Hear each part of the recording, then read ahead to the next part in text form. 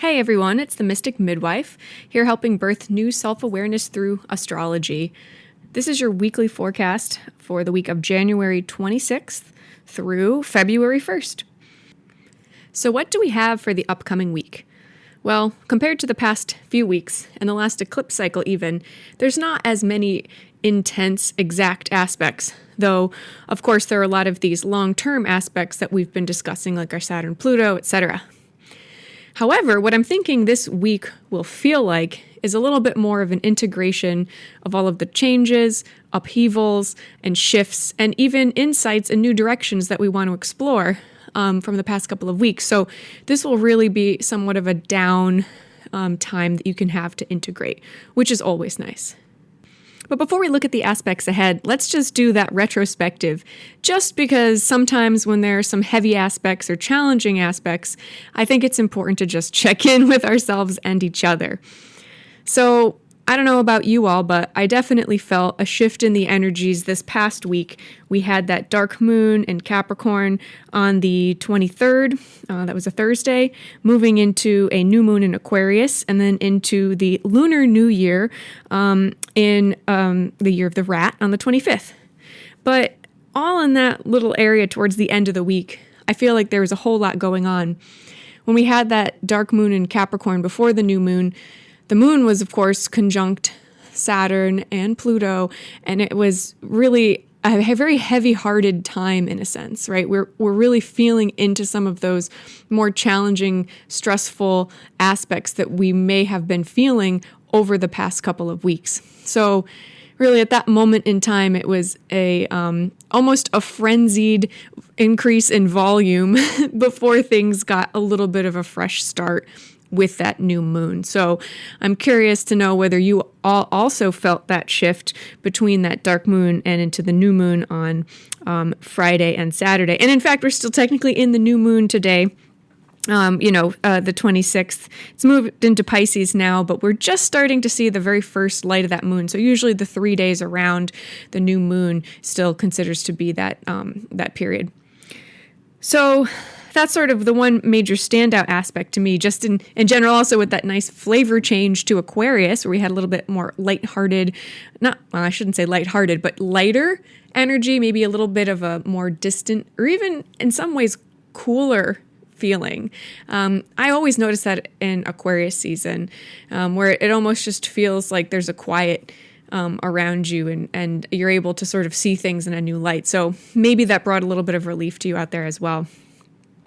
But I think really the big thing to take note of here is that overall we're having, I guess, what you might call a rather cacophonous experience of the energies right now, right? We have the huge pressure from the Saturn Pluto, which is still, just a degree apart in Capricorn. So we may really be feeling the pressure in a very real way. Maybe we have to show up to work. We have to provide for our families. We need to uphold responsibilities. And it might require a whole lot of effort on a daily basis, or being on, or just pushing. Whatever it might be for you, there's that sort of reality principle and that stress and sort of having to show up. Well, you still quite honestly may be dealing with a lot of emotional stuff going on at the same time, particularly related to some maybe new directions or changes, or, whether that's internally, emotionally, or a project that you're trying to get off the ground. We had a lot of hits of Uranus and Aquarius last week, which sort of brought in these lighter, airier, potentially more uplifting insights, but that's still just sort of mixed in with the ongoing flavor of the time. And now we're going to be getting more Neptunian influences. So quite honestly, we're just experiencing a lot of intense, heavy aspects at once. And it really feels like the major leagues in a sense, where we're being called to be on in a variety of different places in our lives at once. Maybe in the past it was just dealing with a breakup, or just dealing with, something going on with your friend group or at the job. But now it's like everything at once, in addition to a very internal, visceral change that you might be feeling as well. And that's reflected with these, larger aspects that I've been discussing over the past couple of weeks here. All right. So that's sort of the look back and the taking a temperature of the ongoing aspects, which can be a little tricky. So if you're feeling exhausted out there or overwhelmed, just please know you are not alone, and make sure that you make time for that self-care 100%.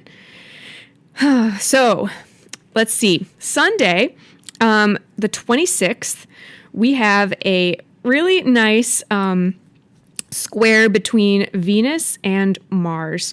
So this is where you will have that a very interesting potential for a flare-up of more vivacious or creative energies, right? You have the more the yang, pressing, motivating, outward acting energies of the Mars blended with the more receptive tendencies of Venus and the sensual. And so together you bring those dance partners together, and it can be not explosive, but, a little bit hot-blooded, so to speak. So we have a little bit of that throughout the day on the 26th, but the moon is moving into a very dreamy Pisces. So we may be starting to slip into a slightly more tuned out mind and heart space at the same time. And then moving into Monday the 27th, we have more Neptunian influences, and actually building, we're having another Neptune aspect on the 28th. But on Monday the 27th, we have this really beautiful Venus conjunct Neptune in Pisces. And this is just really the pinnacle of the Venus in Pisces openness, vulnerable, sweet, sensual, and then adding the Neptunian tendencies toward even more expansive, boundaryless in a sense, and an ability to touch something that is ephemeral or more spiritual in nature, outside of the bounds of regular experience. It's this sort of sweet expansiveness, which, is great because it includes the sensual nature. It's a really nice, hopefully wonderful way to get you into your body, into your capacity for loving and compassion to others, and maybe a nice way to lift the beginning of this week a little bit. And then we also have Mars squaring Neptune on the 28th. So when Mars and Neptune come together, that's a little bit more challenging, where we may feel drained of our energies.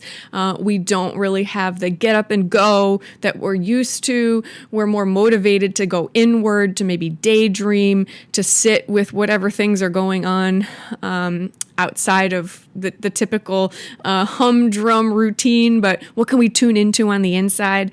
So, the very beginning of this week has this lovely, potentially sweet, very much removing of a lot of desire potentially to just act and get stuff done. You probably feel yourself wanting to come inward a little bit and just integrate. And so if we link this to some of what's been happening just before, as I mentioned, we came off of this whole heightened Aquarian and Uranus period with some aspects bringing in those new ideas, directions, changes, the endings of cycles with the end of the eclipse cycle with that new moon.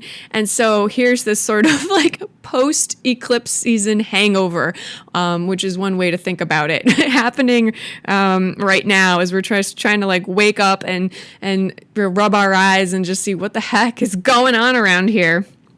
So we have so much of that Neptunian influence at the start of the week. And, just be careful when that sort of thing comes around. We can also desire to check out more actively on our own accord, through substances. And, that's always at some level okay if you're not overdoing it, but just be careful that there could be that desire to escape your own reality and just try to keep it in check and understand that will pass.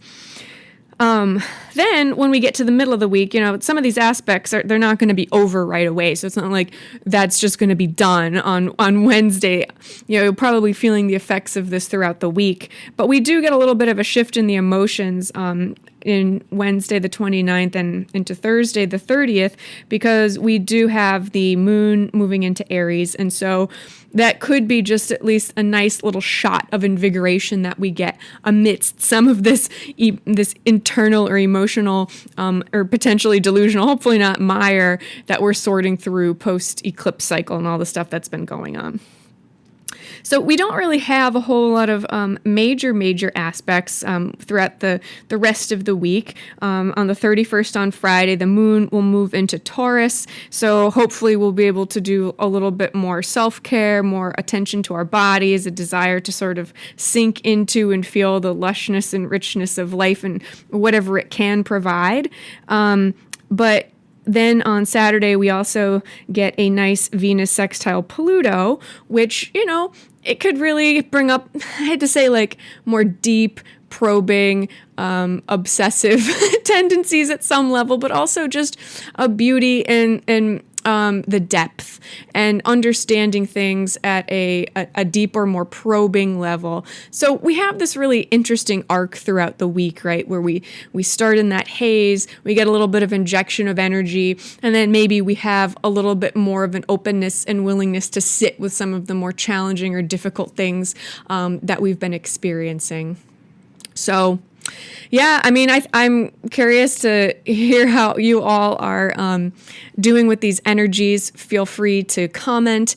And if you do enjoy these weekly reports, I'm just getting started here, so totally would appreciate the likes and the subscribes if you want to hear more. I always look forward to showing up for you all. So that's it for this week. Signing off, and I look forward to convening again next week to see what the stars have in store. Have a good week, everyone. Bye-bye.